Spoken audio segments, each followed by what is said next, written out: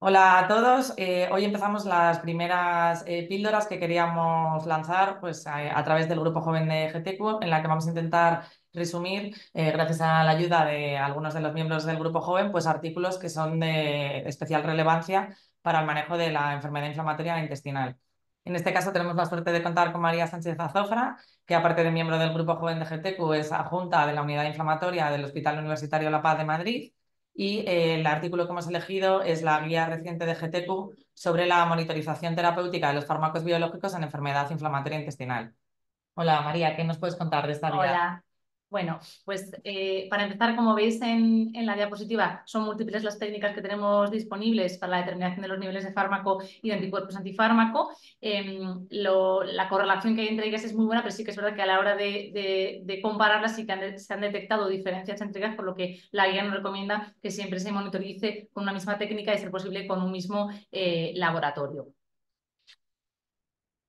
En cuanto a las principales diferencias, las técnicas se diferencian en función de si son sensibles o tolerantes al fármaco. Las técnicas sensibles al fármaco son aquellas que no detectan el anticuerpo en presencia de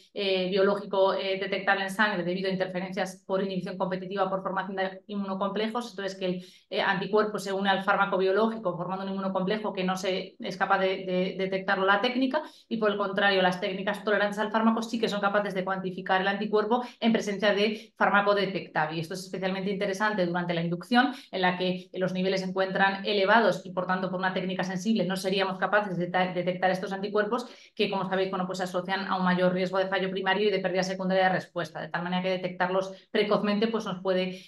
ayudar en el manejo terapéutico de estos pacientes, ¿no? Por el contrario, durante el mantenimiento, la mayor parte de los estudios se basan en técnicas sensibles a fármaco, porque parece que estas técnicas sí que son capaces de detectar los anticuerpos cuando se encuentran a títulos altos, y que probablemente anticuerpos en mantenimiento a títulos bajos, que sí que serían detectados por una técnica tolerante y no por una sensible, pues probablemente son anticuerpos transitorios, muchos de ellos no neutralizantes, que probablemente tengan una menor relevancia desde el punto de vista clínico.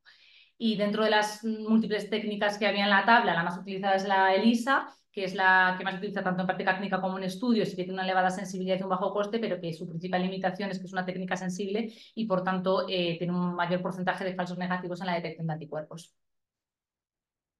Y la otra diferencia en las distintas técnicas es su capacidad para distinguir los anticuerpos neutralizantes de los no neutralizantes. Los anticuerpos neutralizantes son aquellos que se unen al fármaco biológico por la región variable del anticuerpo monoclonal, que es la región, digamos, activa. En el caso del anti-TNF es la región por la que el anti-TNF se une al TNF-alfa, de tal manera que lo que hacen es bloquear el efecto biológico del fármaco y de esa manera disminuir su acción farmacológica. Por el contrario, los anticuerpos no neutralizantes se unen por las regiones constantes de las inmunoglobulinas, de tal manera que no bloquean ese sitio activo del fármaco, pero no obstante, ambos, tanto los neutralizantes como los no neutralizantes, se ha visto que forman inmunocomplejos que aceleran el aclaramiento del fármaco, haciendo que las concentraciones plasmáticas del mismo bajen, y de esta manera pues el efecto biológico del fármaco pues, se puede haber disminuido, ¿no? Y no sé si nos aclara, además del tipo de técnica que tenemos que utilizar para medir los niveles y los anticuerpos, no sé si nos aclara algo la guía de cómo posicionar los niveles en el manejo terapéutico, un poco en las pérdidas de Sí. respuesta al fármaco. Sí, bueno, pues la guía nos habla bueno, en cuanto a los niveles y cuándo determinarlos, dependiendo del objetivo terapéutico que busques, los niveles varían. A objetivos más ambiciosos, los niveles evidentemente son más altos y dependen del momento en el que se midan, inducción, mantenimiento del fármaco. La mayor evidencia la tenemos con infliximab y adalimumab, mientras que con golimumab, ustekinumab y vedolizumab hay un poquito menos de evidencia, ¿no? Y la guía sí que habla de dos estrategias de monitorización: la monitorización reactiva y la proactiva. La reactiva, que es la que bueno, pues más evidencia tiene, es aquella que hacemos cuando el paciente presenta una pérdida secundaria de respuesta, es decir, unos síntomas acompañados de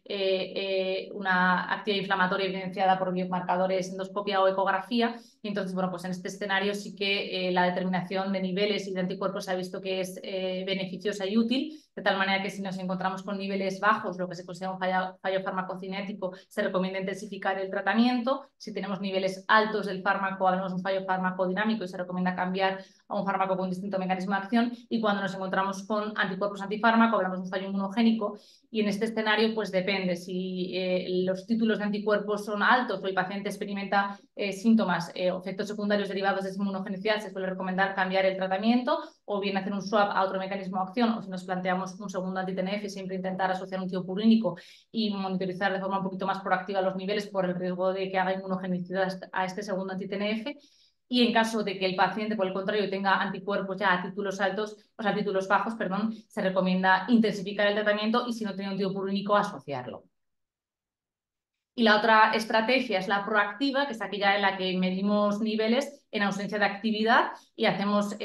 ajustes de la dosis con el fin de alcanzar un rango de niveles predeterminado. Esto, como sabéis, tiene una evidencia un poquito más controvertida, de tal manera que la guía no recomienda su uso rutinario, pero sí que apoya su uso en determinados escenarios que vamos a comentar ahora. En inducción en situaciones en las que es especialmente complicado controlar la actividad, como son un borde grave de colitis, la perianal, población pediátrica o pacientes en los que existe una carga inflamatoria muy elevada y por tanto un mayor aclaramiento del fármaco, son pacientes en los que probablemente un ajuste de dosis un poquito más proactivo tenga sentido. Luego, en aquellos con un mayor riesgo de inmunogenicidad, ya sea porque nos planteamos una monoterapia con anti-TNF o porque sean portadores del HLA de COA105, como sabéis, pues parece asociar su mayor riesgo de inmunogenicidad, pues también esa estrategia proactiva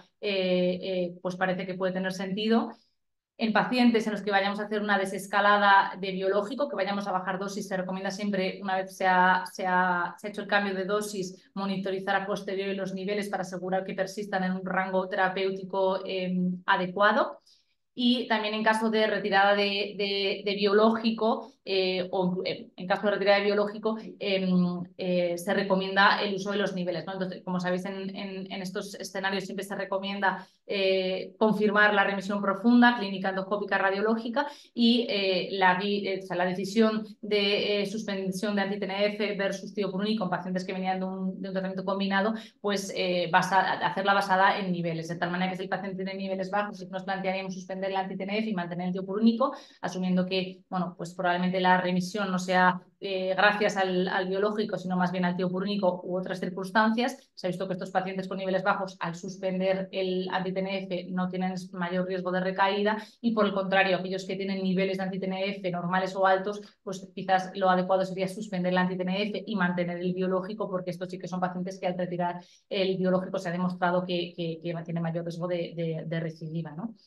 Y por último, el último escenario que nos recomienda la guía es en caso de reintroducción de biológico. Como sabéis, los tratamientos episódicos se asocian a un mayor riesgo de inmunogenicidad, de tal manera que la guía recomienda siempre, si es posible, terminar los anticuerpos antifármaco antes de reintroducir un anti-TNF y por lo menos antes de la segunda dosis, ¿no? Para, bueno, en caso de que sean positivos, pues poder cambiar el tratamiento, ¿no? Y de los modelos farmacocinéticos que ahora están tan en boga, ¿cómo se posiciona la guía a su Sí. utilización?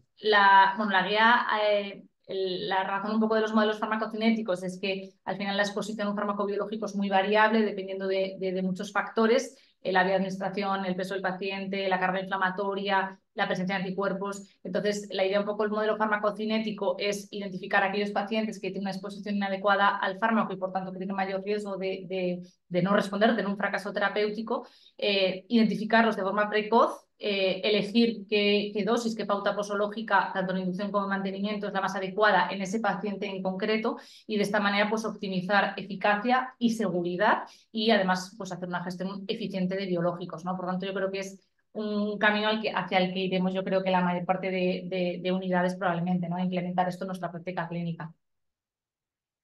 Pues muchísimas gracias, María. Sin duda es una guía que yo creo que hacía falta un poco para sentar las bases de tanta información que hay acerca de este tema y de tanta heterogeneidad que hay en la práctica clínica. Y pues nada, esperamos que os haya sido de interés y eso, muchísimas gracias, Muchas María. gracias, Cristina. Adiós. Adiós.